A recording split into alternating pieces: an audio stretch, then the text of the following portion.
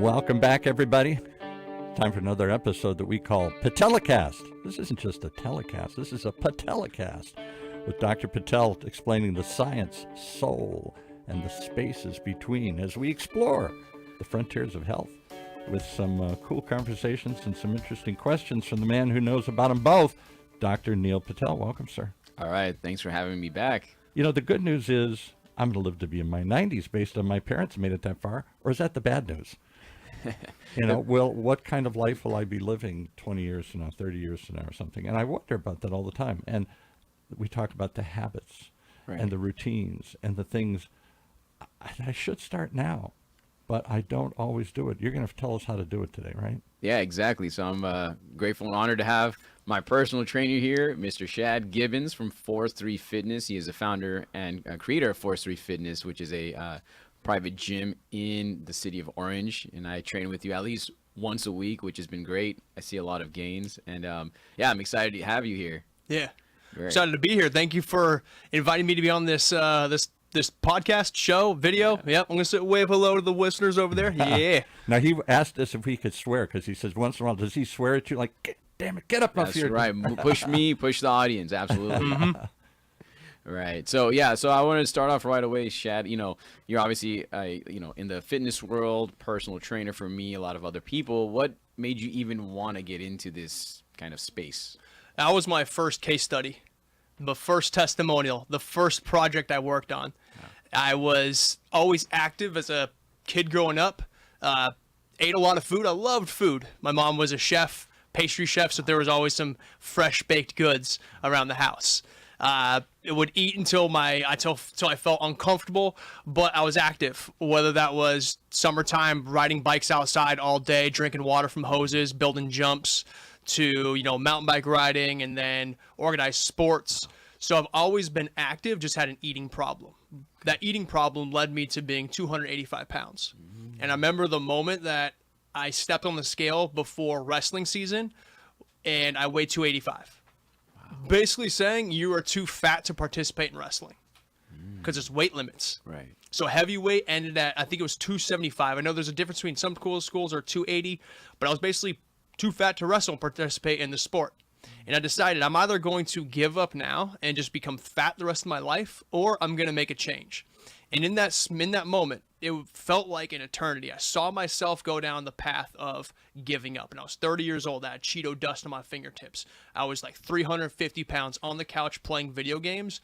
And I remember feeling disappointment in my parents' eyes, because a lot of my activity came from me being with my dad and my brother and my friends. And I remember in this moment, I was lonely. And I was a disappointment to myself and my family because I had let myself go. And wrestling, which is one of the best sports if you ever want to lose weight.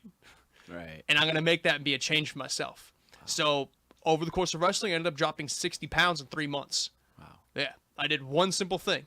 Stopped eating pizza. Oh, wow. I was working at Little Caesars 3 to 4 days a week. And when you're trying to earn money and save, you're just going to eat the pizza that's there and you're going to take one home with you. So I was eating, probably like 3 to 4 pizzas a week. Wow. Yeah. And I just stopped doing that.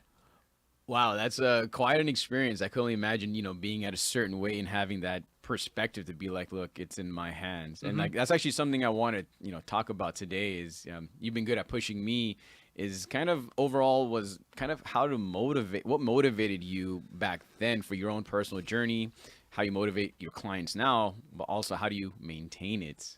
So I guess the first question would be, how did you, like you said, what really pushed you? You mentioned being overweight, but how did you really take that next step from thinking about it to actually doing it? Yeah. So thinking about it to actually doing it I was actually kind of, in a sense, forced to, because you have a coach. It's wrestling. Yeah. So it was my choice to participate and join the wrestling. But once you choose to do that, you are then committed to the process of having a coach and having your wrestling teammates there, making sure that you're pushing yourself and that you're going through those brutally hot, sweaty practices 2 to 3 hours at a time. And so that's how I kind of got myself to being there. And that's what was kind of putting at the forefront was, this is the last time I'm going to have a coach. The last time I'm going to have somebody tell me I have to exercise. Because if I quit now, then I don't have anybody to tell me. But if I choose to wrestle this last season, it was my senior year in high school, I'm going to still have a coach. I'm going to have a team of people making sure that I'm getting my ass to work and I'm doing the job. Wow. Yeah. Okay, so you basically kind of took it upon yourself. Obviously, you had your coach, your wrestling coach, kind of push you, but you kind of took ownership of your own health, which I tell a lot of my patients, I'm not responsible for your health. Patients are responsible ultimately for their own health. So now transitioning that, obviously, you've been fit all these years, and I know we've talked recently, you say you're the best shape of your life, which is awesome. How did you, like we talked, not maintain your motivation or be consistent after that initial aha moment? So first off, the motivation came in two parts. Number one was I want to get laid. Okay. Being 17-year-old dude. Did I hear what he just said? Look, he's 17 years old. Right. You got more testosterone than a 30-year-old man taking steroids. Right. And you're just like, dude, I want to get laid. That was it. That was on the superficial side. But then, like I said, in that moment where I weighed in and I saw that disappointment in myself and I was lonely, that was the fear side. So there's two poles. Number one, I want to move towards this so I can get laid. Number two, I want to run away from this disappointment, this part of me that I don't want to become. So there's two things that I'm in, and I'm in the middle here. Okay. And losing that weight was the first time I actually lost weight and made a massive change for myself. And I realized that, well, getting laid is cool, and that took a couple more years to make that happen. Sure. That was no longer the driving force. The force became really simple, which was I can actually do what I set out to do. Wow. I can actually make a change for myself. Wow. And with that came confidence. It came self-belief. When it came to sports, I was not the best. I was a hard worker, and I was mostly into sports because my friends were a part of it and actually enjoyed it. So it was the team camaraderie aspect of it.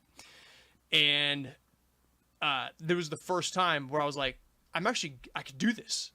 I actually have a win, and it's on me that did this. I made a change for myself, and getting the self-belief, the confidence, that made a big difference. So when I ended up graduating my senior year, while I looked dramatically different, everybody knew like something massive has happened to Schad. Like he is a different person. He's revolutionized and transformed his mindset and his health during the last semester. Because once wrestling was done, I realized, oh my God, I've dropped 60 pounds. I'm not going to let this go. I'm going to keep on going. I already had a good background of weightlifting through football. So I was super strong. I was able to clean and jerk. I loved the actual exercise of weightlifting because it wasn't like cardio. I hated cardio, especially when you're fat and you're not eating well at all. Your heart rate goes up. Everything is harder when you're carrying around an extra 85 pounds on your body. Shed that off. I'm like, wow, running is a lot easier. So I started actually not enjoying, but tolerating running. So I'd run a little bit more. And I just followed those things that I've been doing for a lot of my life and have been taught to me through athletics. And I just kept on going with it. But also the next thing, which was, I need to research this. I need to learn more about this. Right. There's more to working out than just doing clean, jerk, deadlift, back squat, and bench press. That's all I knew because that's all I was taught throughout high school football. And so I started going on bodybuilding.com and looking at weightlifting routines, looking at diets, and spending, instead of hanging out with my friends, that time I was just smoking weed and eating Jack in the Box tacos by the handful. I was like, you know what? I'm going to do a little less of that, and I'm going to do a little more studying. So I started studying and just learning more about how to lose weight and how to get in shape when I was 18 years old. Wow, that's incredible to have that kind of experience or motivation at a young age because, I see more on the geriatric side now. I see patients who are maybe 65 and older, and I personally struggle to kind of have them. I'm very big on lifestyle, right? Fewer pills, fewer procedures, fewer physicians, the better. My biggest struggle is how to, number one, motivate my patients just to want to help themselves and how to maintain or keep their motivation or their momentum up. Obviously, in your personal journey, you've been able to maintain it. Now you have your own gym here in city of Orange, California. What is your strategy for your own clients now that you're in a you've got yourself all fixed up? How do you help your clients in that aspect? Yeah, it depends on where they're at in life and what they want to accomplish. Some people can come to me motivated, ready to roll. Like I have a client of mine who he's gearing up for he's mid-30s and he's gearing up for a 50-mile bike race. Wow. And it's his third time competing. Wow. He does not need a single lick of motivation. He's got it internally. And then I have other clients who are showing up. They've never really exercised before. They've always had an extra 20, 30, 40, 50 pounds. And for them, it's day one. They've tried other things in the past, but all they know is failure. They've never had a success or a win in their life. And so sometimes it takes a conversation to find out, well, what happened during those moments? What happened during those times where if you did try, what happened? What are the lessons that we can learn from those and then apply them here? Sometimes it could be they were just given advice that wasn't helpful for them. Sometimes it was they just didn't try long enough. They did something like, well, I did it for a month and I didn't get anywhere. Well, yeah, if you did it for a month and you got a quarter of the way, you didn't fail. You're actually on the way of doing it. Right. You just gave up early. And so we have to find out, like, what were the failures you had before? What are the lessons we can learn? How can we apply those to the future? Okay. So, yeah, so you mentioned you get some lessons. You kind of meet them where they're at, in a sense, to start with. Now, obviously, let's say you have a patient. I'm motivated. I want to change my life. They come for, like, a couple weeks, and then they kind of fall off, which I see a lot with my patients, where it's like they start off so excited. They're ready. Life gets in the way. Maybe their motivation drops, but like we mentioned, how do you maintain maybe the consistency after that initial high may be gone? And then what are other, I guess, maybe realistic tools that people may be able to use that you've seen? That's a sticky point that I still, as a coach, am working on to help my clients see that. But it comes down to your why. Why? Okay. If you're listening to this show, you've probably heard that before. Know your why. Be very clear with it. That is the reason. You need to understand, like, why am I doing this? Why do I want, what's the result that I want? And more importantly, why do I want this result? How will it benefit my life? If you are not very, very crystal clear with that, it's going to be hard to stay the course when life hits. But if you know, like, to your core, your why, and you will give everything for it, you will bleed for that, you're going to get there. And you got to ask, like, what does commitment mean? If it means I will die for this, well, that's a high level of commitment. If it means that, I'll not show up to the gym on a Saturday morning because I decided to go party with my friends on a Friday, then you're not that committed to it. Right. Yeah. So that why is not strong enough. We got to find a better reason why. I like that. So it's kind of not only why, but how strong is your why? And like you said, if you're going to, do something where you're committing, how strong is your why? How to commit. For me, with patients, I always say, find your why, whatever that may be. They, they're older, so they may have grandkids. I can't chase after my grandkids. I can't take care of them. Or I can't get out of my car without X, Y, and Z pain. So sometimes I tell them, like, write down your why and put it everywhere. Put it, like, where you can repeat it and see it. Has there been any, like, specific techniques in that sense where you see, like, a daily thing that may help them bolster their initial motivation? There's a couple different techniques that you can do, but it takes time. And people have to take, they're already crazy busy schedules saying, hey, I want you to take 30 to 60 minutes and carve out time and, like, do this exercise to think about yourself, whether it could be answering certain questions. Some people do better just answering questions. Some people could do better walking through a visualization exercise. That visualization exercise could be, I'll give you a quick run through of it. You sit there, you close your eyes, and you breathe for about a minute. Try to get yourself calm and relaxed. You imagine a beam. Boom. It's teleporting you up to the clouds. All right. And you're up in the clouds. You're hanging out up there. Now, while you're up there, 20 years has passed by. Beams you down. All right. So the present you is now meeting the you in 20 years. Okay. Where are you? What do you see?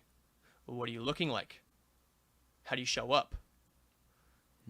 And that will kind of help people see, like, who am I becoming? Where am I going? What did I see myself as 5, 10, 15, 20 years later? Because I realize that some people have a thing of, I'm getting my body back. I'm getting back to my fitness. They're thinking behind who they were. Who you were is gone. That's a fossil. Yeah. It's who you're becoming. Wow. Yeah, well said. Yeah, the past is the past for a reason. You live in the past, you die in the past. Yeah, you made a lot of good points. I've always been on the fence, right? Like, what type of motivation strategy? In medicine, they use a lot of fear tactics. Oh, if you don't check your diabetes, you might get heart disease. You might have to chop off your foot or something crazy, right? I always struggle, at least on my end as a physician, does motivating via fear or motivating via encouragement seem to work better? I don't know if you've seen, I was curious about your perspective on, do you choose one or the other, or what works for your clients? That comes down to personality. Okay. There are some people who are motivated. Like I can cut, like there's some people where you can be like, dude, you're looking fat. Okay, yeah. And they will respond positively to that. Wow. I can tell somebody else that and they're never going to talk to me again. Right. So you just got to ask, like, what kind of motivation do you respond best to? Okay. I've noticed that the people that can tolerate negative feedback are already hardworking, motivated individuals because they can take that criticism. They know when, like, they're not doing the shit they said they were going to be doing. Right. But then the person that actually needs more gentle encouragement and just like a little bit of, positive pressure to them is somebody that hasn't racked up enough wins in their life. They don't know what they're made of just yet. They need to figure that out. So they need just a gentle encouraging and nudging towards that. There's pushing and pulling. Like I said, like my whys were the positive, get laid, the negative, disappointment from who I can become. And so I had both motivating factors there. And you could have both motivating factors there for people. Right. Yeah, absolutely. Yeah, there's definitely things like you said that can motivate, and yeah, it can be a push-pull, fear, encouragement. Yeah. And you always touched on. So I use this with my patients, which you recommended me, because I know I lack motivation at time to time, and I go through my cycles of working out hard for a couple of weeks and then I drop off. In terms of small things, I like to write things down. Yeah. Do you notice if one type of technique works better in terms of writing, like doing homework? Because I know you like breaking down your plans into very actionable steps versus like having a why. Do you notice like how that transitions works in terms of just stating your why versus actually doing that homework of all the small details? Yeah. I feel like both are like you kind of need to do both. Okay. You need to have your why and then have the action steps planned, and you need to have that why pinned to the top. That why, and look, why can also be other terms as well. It could be your values. Like, hey, what do you value in life? If you value being there for your family, yet your actions are showing, and your doctor's saying, your blood shows that you're not going to be here much longer. That's a fear-based, and they can run away from that becoming of heart attack or just another statistic. And that value of being there for their family would be the positive side to push them towards that. Okay. Or pull them towards that while they're being pushed away from negative, ill health. Okay. Yeah. So having that value there is going to be helpful, and then having the action steps of where you want to go. So that why value is pinned to the top of the action steps that you have. So when you're looking at the action steps thinking, oh man, I didn't do X, Y, Z, well, you got to look at your why. And if that why then makes you feel like, all right, well, maybe I do stay up a little bit later in the night to get my workout in, or maybe I do wake up earlier the next morning to go on my walk, or you know what, maybe I do spend a little more time on thinking, what will my lunch be the next day? Okay. Yeah. That makes sense. Yeah. I have a question. Yes. I'm listening to this. I'm your target audience. I'm older. I motivated for about 5 minutes, and then I lose my motivation. Maybe it's because I don't get the results quick enough. Maybe it's because it's too hard. Maybe it's because I've told myself I can't do it. All these reasons that I say, I'm going to do it better next time here. Is it just yelling at him more? Is it just pushing him more? Or because I think that's poor. For me, that just makes me go, oh, you can do it. I can't. That just makes me feel more hopeless. What I was intrigued with, and we put it in the show notes, is the idea of create some kind of momentum. The momentum may carry you through those moments when motivation wanes, when motivation sags. But if you're used to it, if it's a habit, if you're doing it all the time, and you're hanging out with people and they expect you to be there, somehow it builds a momentum. I never thought of that. Talk about momentum versus motivation. Yeah, so momentum is, if you think about a snowball rolling down a hill, Right. The faster, like it starts small, and as it goes down, it becomes a wrecking ball.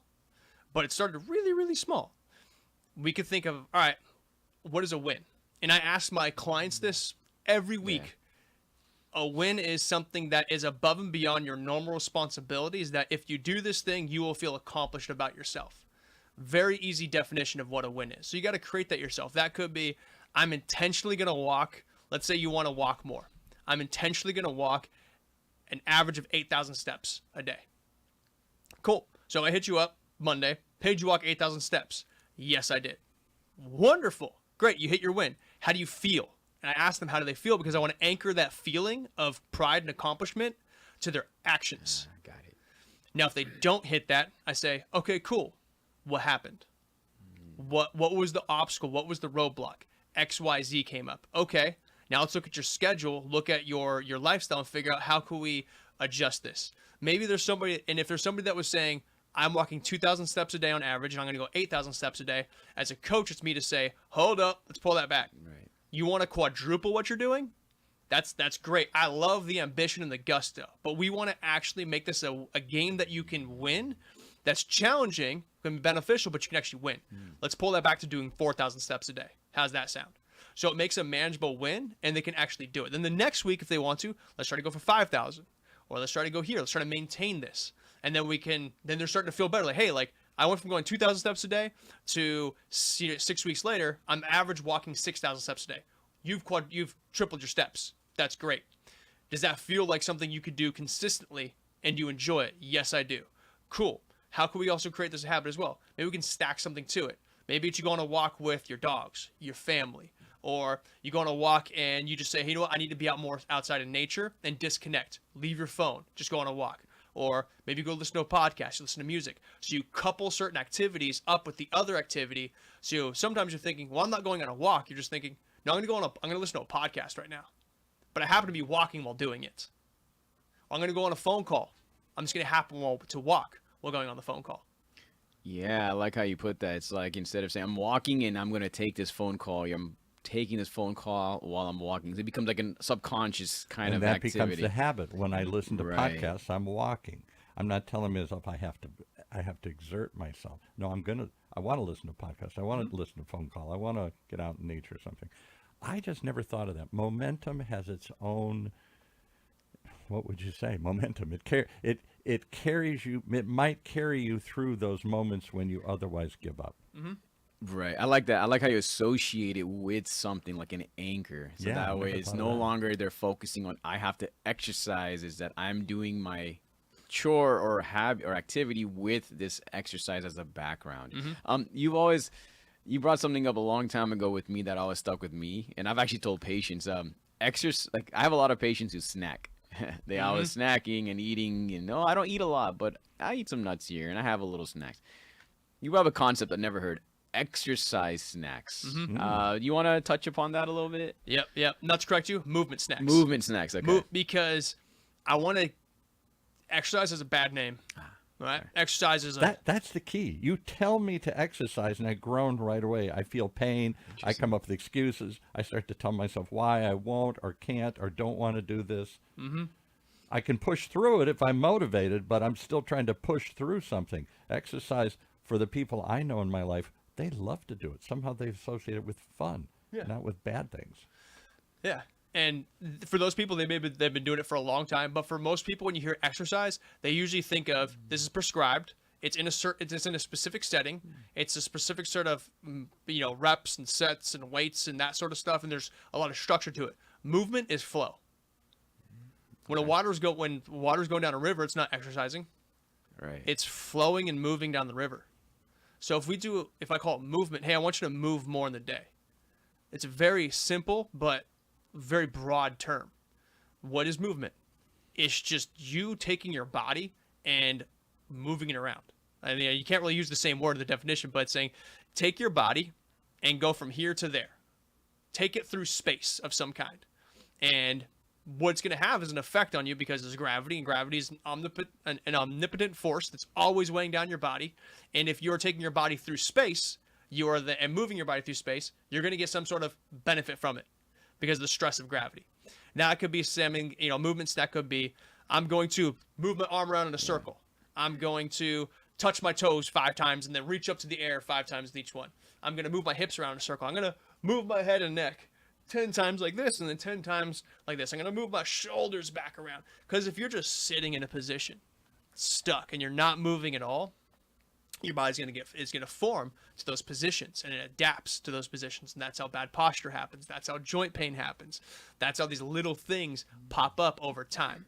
So if you take a little break and you do a 2 to 3 minute movement snack, that could be, I'm getting up and I'm gonna go get some water, but as I'm getting water, I'm going to, do 4 lunges while doing it. Or you know what, I'm gonna walk backwards to go there, or I'm gonna walk side to side to get there, or I'm gonna take larger steps, so I'm stretching out my hip flexors to do that while I get there. That's a way to just kind of get movement in. It might look goofy, but you gotta not care at all about what other people think about you, because that's the weird thing, is I think we need to normalize movement in culture. Like if you're standing in, like if I'm standing at line, let's say I'm just in line at a grocery store and I'm standing there for 5, it's a long line. Why? I'll squat down. I'll move my arms in a circle. I want to see this. Standing in a long line at the supermarket, you're doing squats and moving. Yeah. Why not? Why are we all just rich as a... We're in a big building here, UCI's Applied Innovation. Everybody's walking around to the cooler or the bathroom or what, just to get up from their desk and move around sometimes. Mm-hmm. I've never seen them walk backwards or sideways or do lunges. They do it. Why not? Because we've all been told, that would look funny, that would be different. Nobody does that. Exactly. It's not the norm. Like people walk like this. That's how society functions and walks. Or you're walking backwards. You're like a fish swimming upstream. You shouldn't be doing that. And so I think that's why we need to, as a culture, normalize movement. Yeah, I've never thought about that. That's actually huge. The stigma of looking weird or something when we're moving. I've never thought about that. How our culture may not actually promote movement. That's a great point, because I know for me, movement snacks has been helpful for my patients. So it makes it realistic, which obviously we're both very practical in our expectations, which is great. So we're almost closing out, but do you have any, I guess, final or last words you'd like to leave, your clients or whoever's out there that might be listening on, in terms of how to help them help themselves? Yeah. This shit's hard. It is not easy. Did he say what I just think he said? This shit is hard. I'm telling you. It's not easy. You're going to have a lot of failures. You're going to have a lot of wins. You're going to have a lot of lessons to learn if you want to go down this process. I've been working at it for 20 years, and I could say that I'm in the best shape of my life, but it's been 20 years. Wow. Some people are thinking 30 days. It's like, cool, 30 days is like just a centimeter you've moved forward. Let's keep this going on for years, decades. Continue doing it. To me, it's not, I don't have to think about it as much. Sure, I still feel resistance on not wanting to work out, but I don't have to think about it. It's not as hard for me because I know how much it benefits me, and I feel so damn good doing it. And you've built a healthy habit or a momentum that carries you through this, a routine. I'm used to doing it. It's part of my daily activities. I look forward to it. I've built it in. Right, exactly. You've made it your unconscious part of your lifestyle. So, I definitely agree with it. And yeah, you added some great insight. So, we're wrapping up. I'd love for people to know how to contact you, how to reach you. So what would be the best way to get a hold of you? Yeah, to get a hold of me, if you're like on the masses, check out Instagram. Go to @Force3 Fitness. Force3 Fitness. All one word, no special characters. Right. And it is the number 3 after the E. And Force. Check it out, and you can follow me on there. I do put testimonials. I put some valuable content that can help people out. Some little rants like this. This will be up there too. And you can just hit me up on there. I do offer complimentary consults to anybody that is interested in training. My gym is located in Orange, and we do semi-private and one-on-one personal training, which if people unfamiliar with that, you are getting individualized coaching in a small, intimate setting. So there's never more than 6 people in a session. And then we also do the good old-fashioned one-on-one personal training for the people that want just that intimate approach to it. So it's not like a large group where there's 20, 30 people in there working out. Right. No, if you're a day one person, you're getting coached the way that you move and where you're at. And everybody gets coached in a way of, hey, I'll see you next Monday. No, I'll reach out to you. If you have questions, you reach out to me. I'm going to ask you where you at on your routines. What do you need help with? I'm checking in on you, holding you accountable. So it's more of a premium service that people are getting. But I work with people that are very serious about getting their asses in shape. Well, wow. Well, I appreciate that. I know you've been my trainer, and I'm looking okay, right, guys? Yeah, I'm looking pretty good, right? So you're keeping me in check. So, and I really appreciate everything you said. And yeah, please check out Force3 Fitness here locally, right here in the city of Orange, California, so we can get your ass in shape as well. Mm-hmm. And if they want to get the rest of their literally body or ass in shape, how do they reach Dr. Patel? Yeah, for me, it's very simple. You can also reach out on my social media at Dr. Neal H. Patel, all one word, or you can always reach out to our office, and we'll put all the information here as well. And you're in the city of Orange as well. The city of Orange, we're real close by. So if you're trying to get your health in shape, you got a doctor, and you got a trainer right here. That's Health Central right there. Right here. Okay. Exactly. Thanks for joining us. Thank you. Thank you. Wow. I got motivated. I got motivated to learn more. I got motivated to think about it. That's a start. Get off the couch and get some action going here. That's what it is. This is a PATELECAST, where we talk about science and the underlying soul and that space in between them that sometimes blocks you from becoming better, whatever you want to do here. The PATELECAST, right here in Orange County's only community radio station, OC Talk Radio, streaming live from our studios here at the University of California, Irvine's Beale Applied Innovation Center.